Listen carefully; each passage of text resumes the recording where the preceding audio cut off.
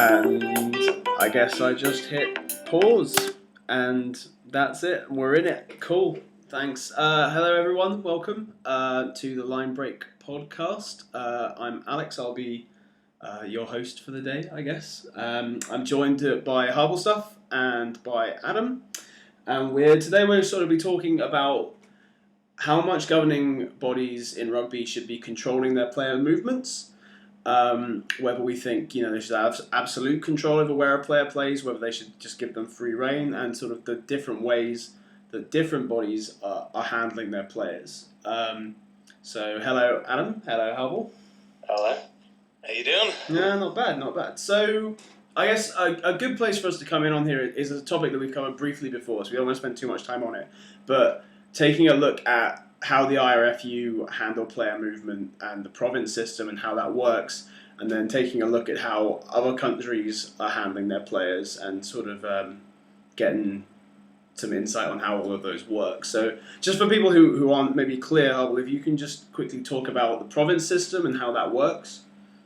Yeah, so I think the sub-rugby union regulars are going to be fully aware of how it's done, but just for the benefit of anybody who's new to rugby or isn't aware of the Irish system, I suppose we did go down the route of copying New Zealand and kind of the Super Rugby way of doing things, which was trying our best to retain control over players, or at least keep them in Ireland, keep them nice and well paid, and keep IRFU control over player welfare. So obviously, as you know, there are 4 teams in Ireland based on the 4 provinces: Leinster, Munster, Ulster, Connacht.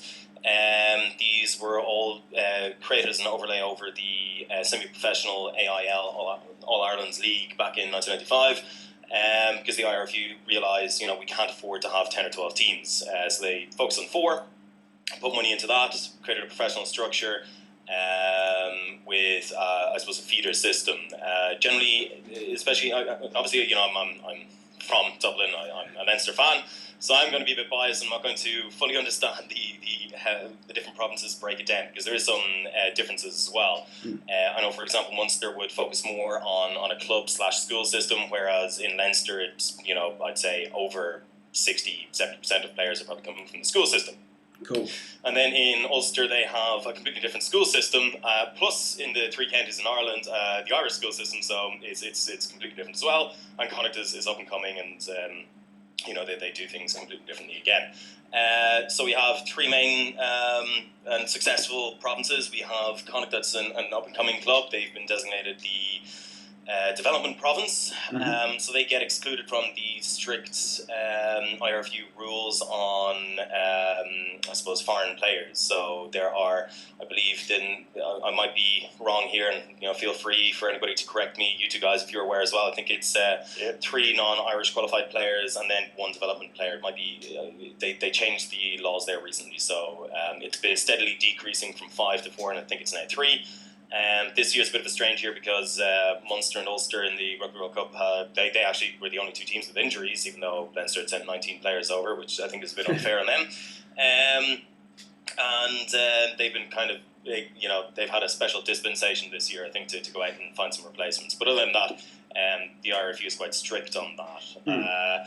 In this model as well, just for the positions for the NIQs, you could only have a certain amount of foreign players in a certain position, couldn't you? Or has that changed? No, I think that's right. So I think, for example, Munster go out and get now. It's actually probably not the best example, as to say. It's Stander at number 8. He's going to become Irish now in February or March. Hopefully, fingers crossed. It'd be nice to see Heaslip with some competition there. Basically, if a different province, apart from Connacht, has a player in X position, you're not allowed to have a player in that position. That's my understanding. Yeah. My curiosity is just piqued there slightly, because obviously Isa Nathewa can play the entire back line except for number 9. So, what if they put him down as winger or fullback? We already have a fullback, so I'm assuming it's a winger. Zane Kirshner. But anyway. So what?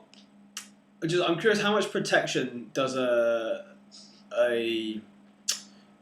place, someone like Connacht, have for players that they maybe bring through and develop? Do they have protection from like that player then deciding they're going to move to Munster or Leinster? Well, that's the problem, and I suppose that's originally how this question arose, or this podcast arose. So Adam had asked me there about what happens in the case when a province like Leinster has 19, 20, 21 internationals. Obviously, bursting at the seams with a fantastic academy and internationals there that are kind of blocking in a way. Yeah. Player development as well, and especially it happened last year. Versus a team like Connacht, which is in desperate need of good players, especially good Irish players, but they're not playing at the top level. So the issue with that is Robbie Henshaw, and you'll see there's quite a lot of upset Irish fans, not just Connacht fans, but Irish fans in the sub. So what kind of protection do they have? Just to answer that question first before I go on a tangent, which I think I'm famous for at this point. I don't think there really is any. Basically, your contract is up. If another province wants you, or if you want to see if you can move to another province, you go ahead and you apply. You try to get in there. And all they can do is, and it's the same with if you want to leave Ireland as well, all the club that can do is negotiate with you and see if they can come up with an adequate pay package to keep you in their province. And the problem is Connacht has the least amount of, just to give you I suppose the least amount of rugby players, least amount of money, and actually least amount of clubs. And you have to realise the difference in population. The city centre of Dublin has roughly the same, if not more, people in it than all of Connacht. So there's a slight discrepancy there. One of the reasons why Leinster, over the last few years, not necessarily this year or last year, has been doing better than, there's been talk about there has been a seismic shift from Munster to Leinster, and Ulster has always been competitive, but for the last let's say 7-8 years, it has been Munster, Leinster. With the latter half of that being more Leinster than Munster, unfortunately. But you have to look at it and be pragmatic and say, what are the reasons for that movement? And you look at it and you say, we have more developed school system. We also have just simply more jobs and more money here. So in the club system, we have people moving up from Munster to find jobs in Dublin, and I've heard AIL clubs complaining about this. So I suppose when I'm also talking about a seismic shift from Munster to Leinster, I'm also talking about the AIL, the All Ireland League, which is our semi-pro league. It's the next step down from Pro 12. Munster clubs have dominated that for years and years and years. That's moved now. I think 4 or 5 in a row have been Leinster teams. So before that, I think there haven't been 2 Leinster wins in a row. So, do you think you were sort of saying the idea of like internationals blocking talent through? Do you think that has something to do with it? Like the idea if Leinster isn't able to accommodate some of the better talent in the lower leagues, then obviously that team is going to flourish while the other ones are going to get bled to feed through to Munster. Oh, well, that's actually, I think we could do an entire podcast on that topic alone. My biggest criticism of the IRFU is how they kind of treat the AIL. How I mean there is, especially in Leinster, there's just so much of focus on the school system. You have to realise that I'm talking about, 90 to 95% of the schools that play in this competition at the highest level, at the top 2 divisions, are private schools from in and around the Dublin area. And they have just such clout. They have, the ex-pupil connections. I think they only play, or the height of that competition is only about a 2-month period or 1-month period. And it has more attention than the entire AIL does in the rest of the season. So you have to realise that there's, the recruitment policies are still a bit archaic. I'd like to see the AIL open up more. If you're a pupil in a school, 14, 15 years old, you're identified as being, let's say you're at a public school or whatever, or even private school, and you're playing for a club, and you're doing fantastic in your club, and then you get selected for your school to play at 15s or 18s, which are the 2 junior and senior cup age brackets. You're banned from playing for your club. You can't ever go back because they see the school level as being higher. And then, you look at the AIL, when you're at a senior grade level, you're in your firsts, there are only 2 professional players per team, and even still, a breakthrough player is most likely not going to be accepted, because you go to school, you play at the highest level at schools, or you're identified in the school's level, you're taken into the academy, and again, you look at Leinster's academy, I don't know how it is for Munster. As I said, I think they have a far more pluralistic system than we do. Ulster, I think so as well. You look at the Leinster Academy and you just ream off the amount of private schools there. Mm-hmm. It's I think that's holding rugby back a slight bit, and I think a lot of people are going to agree with me. And the AIL is unfortunately a bit ignored there. So sorry to go off on a tangent there, but just my question. It's a whole other topic. We'll probably get to that in the future. It sounds like it's very cool. Well, okay, so what? Obviously, what's quite interesting is the different ways that around the world different teams are structured and are managed, and the ways that those players are managed. You have New Zealand, no one can play outside of New Zealand. You have England, no one can play outside of New Zealand. Then you have somewhere like Australia that's now brought in a rule where they can have, is it 50 caps? They're allowed 50 caps, and then they can go away and they can play abroad. And then you have somewhere like Ireland where you have the idea of you have to play an island to play unless we kind of need you, in which case you can go walkies. Like, do you think there's another country that's got a similar model to the IRFU, or do you think that the IRFU system is quite unique? Or I think the closest system to us probably the Scottish system. The only problem with them, the only problem with that system in Scotland at the moment is there's rugby has declined since 1999 when they last won the Five Nations. There's been a lack of money in the sport, leading to a lack of investment. Now, I don't know, you guys actually, funny enough, despite being both English, you live in Scotland. So obviously both know quite a bit more about Scottish rugby than I do. So again, chime in if I'm talking out of one of my other orifices. So my understanding is obviously then lack of investment at the grassroots level is going to lead to a lack of development of players, funneling into the Scottish team, and then they're going to not even just into the Scottish team, but into the 2 clubs. They had to get rid of the Borders, for example, as well, due to lack of money, and then the team up in the north, obviously as well. So unfortunately, there was a downsizing of Scottish rugby, and that just ultimately leads to a lack of money, lack of interest, lack of development, and lack of funneling into the Scottish team. And you can see now that Edinburgh is just so reliant on South Africans. But I still think, and I think they have a similar model to us, and I think they're the closest model to us as far as I'm aware. But because of the state it's in, they are kind of forced to pick these players that play in, for example, Brown at Saracens, he was selected, was the captain as well, and then you look at Ireland, and the only player that we had in the last 2 years that played abroad was actually Sexton, which, again, as you said, you have to be exceptional in Ireland to play while playing in another country. And actually, Paul O'Connell said, was it over the weekend? I'm not too sure. I'm paraphrasing here, so the real, the actual quote is probably up somewhere in the internet. You have, if you want to play for Ireland, you have no reason to play outside of Ireland, or something along those lines. Basically, you have no job playing outside if you want to play for Ireland, if you have aspirations of playing for Ireland. And you listen to how Sexton has spoken as well, and about France. Basically, you're just played until you're wrecked, and then it clashes then with your national duty. So that is the prevailing thought in Ireland anyway, and it's interesting. You see, there's a lot of chat about how much freedom players should have, and the idea of like a journeyman player who can go away and play a different style of rugby for 2 or 3 years and then come back and be a better servant to their country because they've played a different style, they've experienced a different game, they're experienced against opposition that you might come up against in an international game, for example, that you might not otherwise get. But it's interesting that you see a lot of systems at the moment are moving towards this idea of not letting people, if they want to play international rugby, not letting them roam.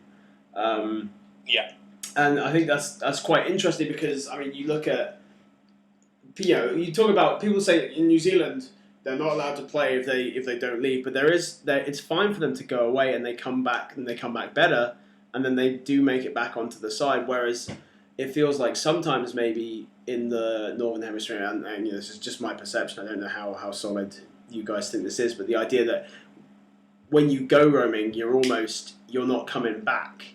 Like a lot of people though. So it feels like with maybe the exception of, I mean, who comes to mind? Haskell comes to mind. The idea, and he's someone who had success. He went away and he came back and he was better. And again, Cipriani went away and Cipriani came back better. There's proof here that sort of journeyman player does do quite well, but I feel like in the Northern Hemisphere, it's an oddity rather than something that is sort of a lot of players are expected to do before sort of. It's like if you want to join your international, if you want to play on an international stage, you stick around, you play for your club, and you get into the international squad. I don't know how many people think, you go out, you learn your rugby, you play elsewhere, and then you come back and you get on the squad. Yeah, no, I mean, the question is always about player freedom, and I don't see too much of a reason for restricting that. But you have to realise that the way the unions are turning around, or I mentioned it before the podcast to you guys. I think the rule in England was more so, or at least, again, I could be completely wrong, was kind of pushed from the club's perspectives in, we don't want our players leaving. So we'll stop other players from playing for England if you don't put that rule in place. But anyway, look, the whole reason, I suppose, is the unions, especially in Ireland, Scotland, I think Wales, New Zealand, they want to have control over these players, how much game time they actually have, because in France, you're going to be played until you're wrecked or injured, and then you go off for your country, and then you're kind of forced to you're injured or you're not in the top of your game, and that happened to Sexton. We couldn't play him against Italy, for example. Now, I think it's fair enough to say, look, if you want to leave, you are being offered more money. Feel free. We're not going to stop you. But if someone, now again from the Irish perspective, if someone gets to almost your level, and it's a potential replacement a few years down the line, we might just actually play him instead. It's not. I don't see it as a punishment. I just see it as, look, this is the case of it. You decided to leave, and we're not punishing you, but we're just going to select somebody else. I don't see the problem with that, right? I mean, I think that's quite a pragmatic way of looking at it. We actually have control over him. He's looking for game time because he wants to get better, and we see some potential in him.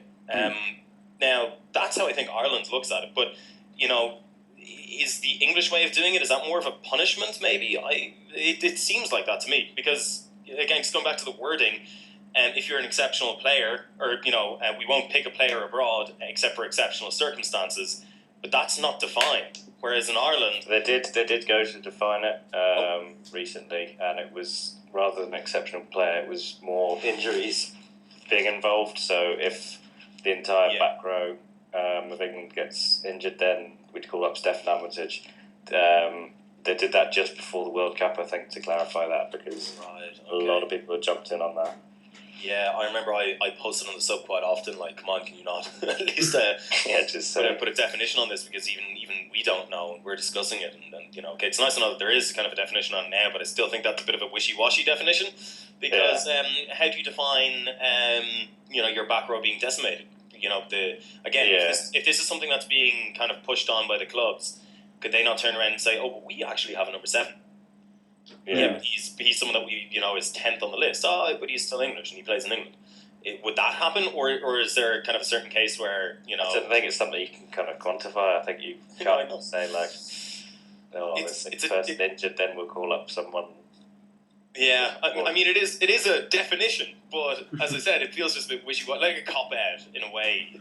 It's defined more than it used to be, but it's still not reassuring that at what point do we. Where's the cutoff point, basically? So, right, if you play in Ireland, that's great. If you're finding there's too many people in your position, then kind of increasingly more and more, you've got more and more Irish people going abroad. Yes. So especially with the RFU, like the championship, becoming professional a couple of years ago, a lot of Irish players, like young Irish players, have gone over because they can actually make a career out of being a rugby player, albeit it's not going to be hundreds and thousands, but they can earn a career and get some experience and first team experience as well at the professional level. Not as high profile, obviously, but I'm imagining some of them will look to go back to the provinces after that, once they've had some experience. I guess the highest profile ones with Ireland abroad would be JJ Hanrahan at Northampton, who moved from Munster. Talk about the transfer just briefly, So I can give you, I suppose, my perspective. So again, apologies to any Munster fans out there. It is a bit of a biased perspective. I do remember when it broke. So Ian Keatley, Connacht's man, moved down to Munster to get more game time, and ended up, obviously being their first choice. Unfortunately, JJ Hanrahan, I think it was under Rob Penny, he had kind of instituted a 50-50 selection policy for both of them. Played one, played the other, played one, played the other. Now, some fans liked it, some didn't. And then along comes Axel Foley and just focuses only on one of them, which was Ian Keatley. Now, whether you like him, whether you don't, that's I suppose everybody's individual opinion, and everybody's entitled to that. I think Keatley's okay. I think he's getting on in years. I think he's 28, 29. I might be wrong in that, but I seem to remember he's on the higher levels of the 20s. Whereas JJ Hanrahan is quite young. Looks to be a good prospect. And then the news broke that he was moving to England, which is a bit of a shocker. And I personally thought that was an incident of Axel Foley dropping the ball. I think that was a bit short-sighted. I think if you come in, you take over Munster, he kind of said that he's got, similar to Leo Cullen. I've got all of these ideas. We want to play the Munster way, similar to Cullen. We want to play the Leinster way. And I just feel as if he didn't see JJ Hanrahan as fitting into that picture, or maybe he needed more experience. And, I don't know how the negotiations actually took place, how the relationship was between them. But it seems as if they were just willing to let him leave. Was he asking for too much? Maybe, I don't know. Did Foley not actually believe in him, in his vision of what Munster needs to become or be? Yeah. I don't know. And he ended up moving, and it's actually a ridiculously good contract that he has. I think this is a 3, maybe even a 4-year contract at Northampton Saints. And again, not big only money as well, I think. Yeah, I was about to ask, how I think it was about 150,000 a year. For someone who's not proven himself at international level and. Not international, and he only had, I don't know how many starts, but again, as I said, it was kind of, they were each played half and half by Rob Penny, and then just, I think he lost his chance to even, I think, was he only selected on the bench? I'm not too sure. Anyway, I think it was the biggest loss to Irish rugby in the last few years for up-and-coming potential. Be nice to see another Munster man with a shout in at number 10. Nice to see an Ulsterman as well with Paddy Jackson, but thankfully he's sticking around. But yeah, so look at it. He's now not only starting on the bench, but he's, I think you guys watched the match I didn't get to, starting against Scarlets for Northampton. Yeah, so basically for Northampton at the moment, it's Stephen Myler's very much, I'd imagine, is the first choice. He's been first choice in the Premiership fixtures this season. They've not been playing too well, which Stephen Myler's 31, by the way. And yeah, they've not been playing very well so far. This is the first European game that's just gone this weekend, and JJ started that one. Don't know the reasoning behind that. Don't know if they just preferred him because he's played Scarlets before, or it was sort of wetter conditions and that sort of suits his game plan a bit more, because Myler and Hanrahan are definitely different players. different stylistically anyway. But something they did during the game, like he played quite well, and then they brought in Myler at about the 60-minute mark. George PC at 12 wasn't having a great game, so they moved Myler to 10 and then Hanrahan to 12. So I don't know if that's something they'll look into as well. I'm not too aware of down the line at 12, so yeah. But so I don't know. I suppose like the wider implications there then for Irish rugby, unfortunately, by letting him leave. You can't really blame the IRFU for this one. Generally, they do come into contract negotiations, especially for more important players with Ireland caps, players they identify as being detrimental to the Ireland team or Ireland setup, or even to one of the provinces because they want to see the provinces do well. They then go in with central contracts. But in this case, as we said, he's 23 years old. He hasn't proven himself really internationally. I'm not too sure how many caps he had for Munster. I can just check now. 64 actually is quite a lot, but 3 years in the circuit. I think fantastic player. I think he would have been very handy for Munster in the future. It would have been nice to see him develop in Ireland, and the RFU have control over him, and I have no doubt that he was and will be in the future on Schmidt's radar. But he will not be selected. And I think, going back to how you kind of, the question came up is earlier, which was, players abroad, you look at it and he hasn't yet proven himself. Yeah. And then how many players are there in his position?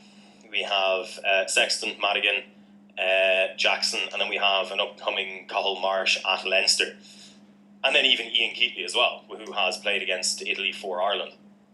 So where does he fit in? And he's playing abroad, and we have no control over him. So I think they're willing to not pick him in the future until he comes back to Ireland. Do you think that's maybe why Hanrahan made the decision that he did? Maybe he sort of saw the people ahead of him and was like, maybe I go abroad for a while? Well, yeah. I've no doubt that factored in his calculation. Who is the player? God, I can't think.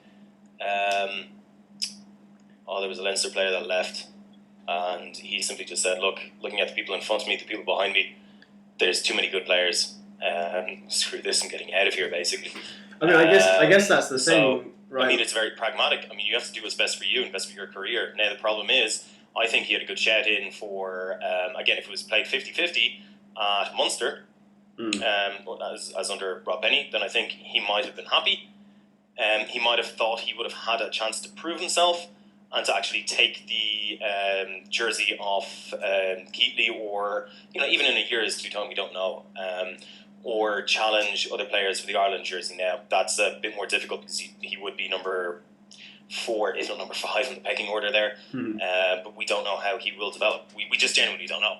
He could turn into the best 10 that we've seen over in England, or unfortunately it does happen as well. But anyway, what's Hanrahan's contract? Like, how long has he gone for? It's 3 or 4 years. It's quite long. Yeah. But see, my thinking is that they've told him, look, you're going to earn money, you're there for 3 years. Myler's not going to be around for much longer. You wouldn't have thought at the top level. No. If he sticks around, he's probably going to end up being offered to stay at Northampton for longer. Yeah. And he could easily become sort of like a Jordan Murphy, just becoming a key player, Irish player abroad. Well, can we be honest about this? We're talking about the Northampton Saints. Yeah. One of the best teams in England have identified this up-and-coming player in Munster and have offered him a 3, and I think it's 3+1 contract, so he has an option for another year. Worth £150,000 a year. That to me says they see something in him, and Munster let him go. Yeah. Again, I don't know the details, unfortunately. Has Hanrahan played for Ireland? No. Has he played for Wolfhounds or anything like that? Under 20s in Emerging Ireland, yeah. I don't think the Wolfhounds, he hasn't. Right. Okay.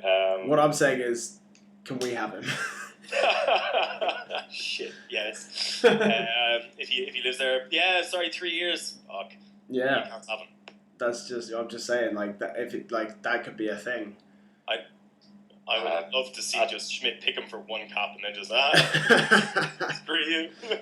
I mean, but that'd be horrible. I mean, as well, like, but that's kind of horrible as well. Like, there was someone rattling against the idea of one cap players, right? You give them a cap to lock them down and then don't ever play them again. Well, that's what Australia did with the winger that went to Glasgow, Naivoro. Yeah. He's born in Fiji, I think, and Australian. Then they moved him to Glasgow on a 3-year contract, and then he got capped. They said it would change whatever happened, but I thought that was a pretty dick move. Look at Easton Ateba at Leinster. The only reason he came to our green shores was because he was capped once by Fiji and tried to get rid of the cap because he wanted to play for the All Blacks. Was rejected and then ended up coming to Leinster, and he essentially then said recently before he came back to Leinster, the only club he would like the players over at the Auckland Blues were looking at him going, you're fit, you can play, and you're teaching us skills, like why don't you just put your boots on and play for us? And he said the only club that he'd ever consider playing for again is Leinster, and lo and behold, he's back this season. But do kind of feel bad for him because one cap and he decided never to play international rugby again. And we know how good he is, and he still is good. That's a freaky thing. But after a 2-year break, but one capped players. I wonder actually. I suppose that's another interesting topic that we can look into at some point. Is how many one cap players are there out there? Yeah. Which one of them are good, and do they try to get rid of that cap somehow, have it annulled like Nateo would? Yeah, and how easy is it to get a cap annulled? Like, and also, I wonder if there are any schools of thought out there on, like how many caps is enough caps to lock someone down, whether you do have a flexibility in, like, if someone's capped once and then don't play international rugby for 4 years, and then like is a switch viable? Is it allowed? Like, I wonder what the law is for that sort of thing. I suppose we're getting into dangerous waters with that one. Exactly. How many caps is too controversial enough? How many caps is too many caps? But I think it would be interesting to see sort of where that law stands and how it works. So the other foreigner I'm going to pick out, or Irish player playing on foreign shores, might not know much about him, but it's Chris Farrell down at Grenoble. So the head coach of Grenoble is Bernard Jackman, who has been down there for a couple of years, and Chris Farrell was originally at Ulster. He's capped under 20 level for Ireland, and then he's decided to up and move to Grenoble as a change of scenery. He's a centre. He's 6'5" and 16 stone. This just sounds like something to me that we're probably doing with right now at centre. Yes. Yes. I mean, I think it's quite funny actually just talking about that on the centre topic as well. Don't worry, I'm not going to go on much of a tangent. The reason Robbie Henshaw is being selected is just mostly because of the size. I think now he is a good player. Don't get me wrong, but a lot of people, especially after the World Cup, have been just openly saying, "Is this Ireland's or Schmidt's answer to crash ball that's happening at the moment? And is this just an external pressure to pick a big player?" But no, I am aware of Chris Farrell, and I think I don't know. It might have been an interview with him or not. He's not the only Irish player at Grenoble. I don't think. I might be wrong there. You put up a very, very, very, very, very long list of Irish players abroad that I think all of us are quite surprised that we didn't realise there was that many. Let me just see Grenoble. Yes, that's right. There's the prop and James Hart. So that was it. I heard and read an interview with James Hart. So I can't really talk about Chris Farrell directly. Even both of them directly. I've only seen a small bit, and unfortunately, there's not a lot of media attention on either of these two lads, or let's not forget the prop there. So there's the third one of any of these lads. But you do know that the reason they did move was essentially the competition. Was it James Hart who essentially said, I'm sitting here and there's competition in front of me and behind me in the academy, and it could be difficult to actually lock down a position. And then you're going to spend a lot of time trying to get selected for your province, and how long is that going to last? How much am I going to be paid? Will he be snapping at my heels here, or will this player in front of me kind of just block me from staying? And right now, I think at scrum half in Leinster, I don't know exactly where James Hart is from. I don't want to say something incorrect, just in case. But if you're up and coming at Leinster yes, he went to Belvedere College, so Clontarf. I don't know if he actually went to the Leinster Academy or not. I think he just went directly to Grenoble. I've just read an article that says he's rejected by Leinster in the teens. So at some point, yeah. But yeah, that's another one that's quite an odd move. But so would they make an attempt to get him back, or? Well, for scrum half, Leinster has a problem with scrum half. We're stuck with Isaac Boss and Owen Redden, and Owen Redden had a brutal game on Sunday, but then again, I can list at least another 7 or 8 players who had a brutal match against Wasps. Don't worry, I think that's going to come up on the next podcast reviewing the weekend. But so he plays scrum half, fly half here. I just opened up his Wikipedia page quickly. I do remember, I think he played scrum half against Racing 92 this year, or last year. Yeah, last year against Sexton. And, essentially he was saying that just the competition is ridiculous, and, there's no guarantee that you're going to be selected, and you have to think about yourself, and you have to think about where you're going to go. And my understanding is Bernard Jackman is a very astute individual. He is keeping his eye basically on the Irish talent pool that's out there. Any up-and-coming players he can find, he'll get in contact with. He's back in Ireland and Dublin quite regularly, so, being from here, he does keep his finger on the pulse, and he does look out for certain players. Now, there's only 3 players at Grenoble. I don't know if there's any restrictions on how many people you can bring in or not, or and I'm not too sure. I'm trying to remember something from that interview. At least with James Hart. Again, unfortunately, Chris Farrell, I don't know as well. I haven't read much about him at all. But I'd like to say that I remember either him saying or reading that he said the other provinces are now kind of aware that he exists. Yeah, because but I don't think there's any concerted effort to make sure that he comes back to Irish football at the moment. But it is I think it's quite important that these players do go abroad. You can see that he's in the top 14, which is there's so many games against gigantic South Africans, Australians, and Kiwis, and Fijians, and some French in thereabouts. With a different rugby playing style, as you raised earlier, and it just allows for these players to develop. Whereas the Irish system could be overloaded. Unfortunately, we only have 4 teams, so we can't retain every single player. And I don't think we should be trying to retain every single player. I think, personally, I think the IRFU, if they realise that there's an abundance of players in Ireland at scrum half, just for example, just to take or centre for Chris Farrell or James Hart scrum half, then maybe they should be accommodating with these players and say, look, there's no room for you in Ireland at the moment. Let's see if we can help you get a good contract abroad. And I think they should be trying to do that. And then they'd say, look, we'll keep an eye on you. And if there's an opening, or if there's a way to slot you back into the provincial system, we would like to do that. And I think that would be a fair way of making sure that Irish players who want to have a professional career in the sport have a fair chance, and aren't at a disadvantage when you're trying to find a club abroad. Because I've read a couple of stories or heard a couple of interviews as well, where I don't know, even just 8-9 years ago, as an Irish player looking abroad, nobody really took them seriously.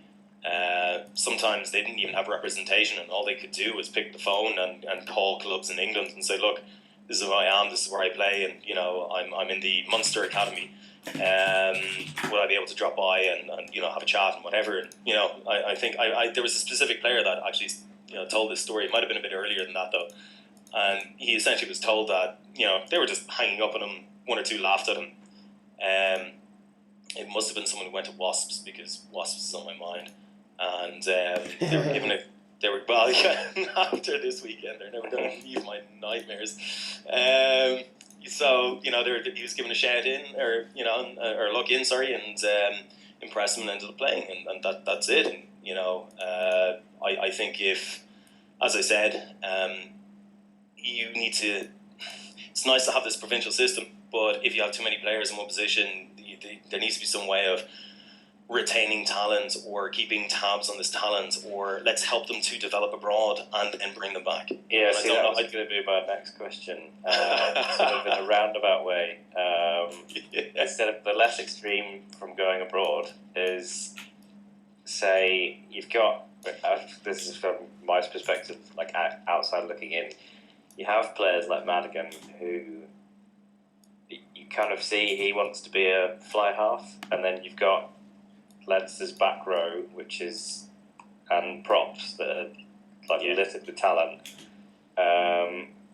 Would they not be better suited going to one of the other provinces for, like, I don't know, like as a fair trade or an agreement with one of the other provinces and saying, look, we have an abundance of back row.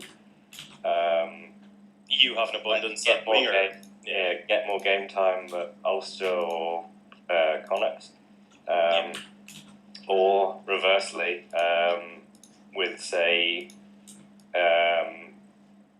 now this might not apply next year because Connacht are playing quite well this year, but with Henshaw, and I don't want to annoy any Connacht fans by saying this, but would they want Henshaw playing at Champions Cup level? So moving to one of the other clubs, obviously that can change, and they're doing very well this season. So and let's hope they continue doing well. Well, I suppose let's start off then on the East Coast, and let's move west then to the Henshaw question. So I'll take it that way first. You look at the Leinster team, and it's kind of scary. Everybody's talking about Toulon, everybody's talking about Bath, and a couple of other teams that have this all-star lineup from around the world. But you look at Leinster, and you see almost 2/3 of the Ireland team, and that is scary. And you kind of wonder what goes through the heads of some club players abroad when they realise they have to go up against Leinster now. I think after this weekend with Wasps giving us a hiding, I don't think they're going to really care too much. But on one hand, it's nice to see, and it kind of does fill you with a small bit of pride. But then on the other hand, you have to look around and say, well, look, 19 of our players went off to the World Cup, and it's a bit of a, if they're all playing at one club, are they really learning from different players and different styles and different coaches? That's going to be a negative for the Ireland team. What about being overplayed? We lose our players just on a personal level, as a Leinster fan level, we lose our players. We lose, more than our full 15, essentially. And that puts us at a huge disadvantage. So while I understand that there can be a slight bit of bitterness now and then coming up between provinces, we want to have more players playing in Ireland than you, then we can turn around and say, we're the spine of the team. I think that's BS, to be honest. I'd like to see a more balanced representation throughout Ireland of players. Ireland as a team, as a nation, cannot just rely on one province. And as you can see then, the last 2 years, and potentially also this year, Leinster has been completely misfiring despite having a successful Ireland. So is that kind of biting us in the ass, or is that restricting Ireland insofar as all the players that we lost going into the Argentinian match were non-Leinster players, right? Yeah. So do we have enough players? Look, we have 15 positions over 4 teams, and you'd like to have a depth of 2 or 3 players per position. We don't even come close to that. I think we probably still have only about 40 players that are thereabouts. So it's a bit scary. That does show then that there's obviously gaps throughout the provinces. So Leinster being, I don't want to say overpacked with internationals. I don't like to say that. That sounds like it's being overly negative. But we have 19 to 21 internationals for Ireland, and then we have Kirshner as well, international for South Africa, but he's taking up a position. This makes it difficult then for our academy to get a look in. And our academy, if you look at it, and if you've seen the Leinster 18 play, which I unfortunately doubt you guys have, if you don't watch the British and Irish Cup, I'd like to think that it's watched in England, but anyway, is that holding them back? And we have some, interesting names in our academy: Marsh, Ringrose, Dardis, and a couple of others that I can't think of right at this point in time. Kelleher, I think, is another one. They're only starting to get a look in now. I think Jack Conan was promoted last year under Cullen as the forwards coach, but you look at Matt O'Connor, didn't promote a single back, and now there's this backlog. And they're trying to push through some of these players, and thankfully the Rugby World Cup came along, gave quite a few of them that chance to step up. But then you have 19 internationals coming back, blocking all of these positions again, and you try to mix it up, and you saw that two of our academy promotions were on the bench against Wasps, and unfortunately we were hided. We were given a hiding. So I'm not saying it's their fault or not, but it's just probably not the best environment to throw somebody out into. And then should some of these players move? For example, you said Madigan, I think. Yeah. Potentially, and that's come up several times over and over. So people want to start him at 12. He started at fullback against Wasps, not his fault. I don't think he had an amazing game. I think he had a very average game, which is better than most of the team. Should we just keep him as this all-rounded back line player and shove 23 shirt? Exactly, or even Leinster at this point, or hey, look, there's an injury there, let's just throw him in. Similar to Natewa, except Natewa's probably going to have a sooner start than Madigan would, unfortunately. So should we move him to Connacht, who were on the desperate lookout for number 10? McGinty. Yes, and then they signed McGinty, so that's done and dusted. That potential move is gone. McGinty, who is technically non-Irish qualified despite being born down the road from me here, and went to Blackrock College, and I think his father is the principal there. So that's unfortunately now gone. So do we want to see him move to another country and play for another team there, maybe aided by the IRFU saying, look, we want to get you game time here, we're still going to have a look in at you, and hopefully we'll get you back when there's more of an opening. I think it's too late in his career to turn around and do that, unless he specifically wants to go off and earn money, which I wouldn't begrudge him for. Shipping him around to another province, I don't think he wants to. Ultimately the buck is going to stop with the player. Similarly, let's focusing on Robbie Henshaw, which is a very hot and heated topic at the moment. As I started off with, let's just hope that Connacht keep continuing to play as they have. That way he will definitely not be moved. But unfortunately, let's say they have a disastrous second half of the season like they did last year, started off well, disastrous second half, then I think personally he will want to move because he needs to have game time. And I also think as well the IRFU might put pressure on it. But I do not think that the IRFU will start willingly moving players left, right and centre. I don't think they want to go down that path of having that much control. I think they still want to leave it up to the player ultimately, and then go from there. So yeah, let's just hope they do well. Yeah, fingers crossed. Look, just to finish it off, like Leinster, the rumours are it's Munster or Leinster for Henshaw that are interested in him. But I don't know how things are at Munster at centre at the moment. Unfortunately, I have to admit, we're looking at Leinster.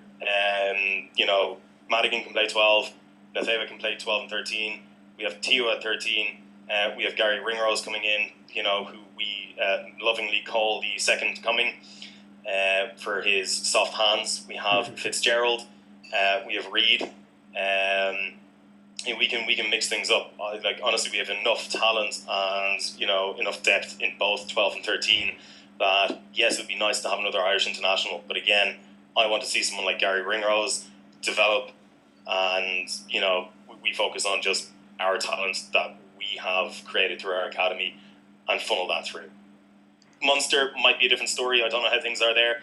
but ultimately I prefer to see him stay in Connacht because Connacht need big name players. Connacht need that exposure. There, I think Connacht fans are quite proud and happy to see them represented at the highest level of Irish rugby in such, I suppose, a well-loved and respected position, the number 13 jersey as well, seeing him as a follow-on from Brian O'Driscoll. This is putting Connacht's rugby on the map. And to take him away, I think might take the wind out of Connacht's sails, as well as just being ultimately unfair to the province as a whole. So I think all Irish fans would like to see him stay. The problem is, if they don't do well, I don't think we will see him stay. So, yeah. Connacht, please God, do well. Top 6. Okay. Just let us ahead of you, though. Yeah. Well, okay. Well, on that, I think that's probably a good note to end on then. So, great. Well, Harble, thank you for doing much of the talking. Yeah. And Adam, Yeah. thank you as well. Sorry, you know the knowledgeable one. Yeah. Next podcast, I'll just sit there quietly. Don't worry. Yeah. I doubt that very much. Okay, cool. Well, cheers, guys, and thanks for everyone for listening. And we'll see you in the future. Cheers. All right, guys.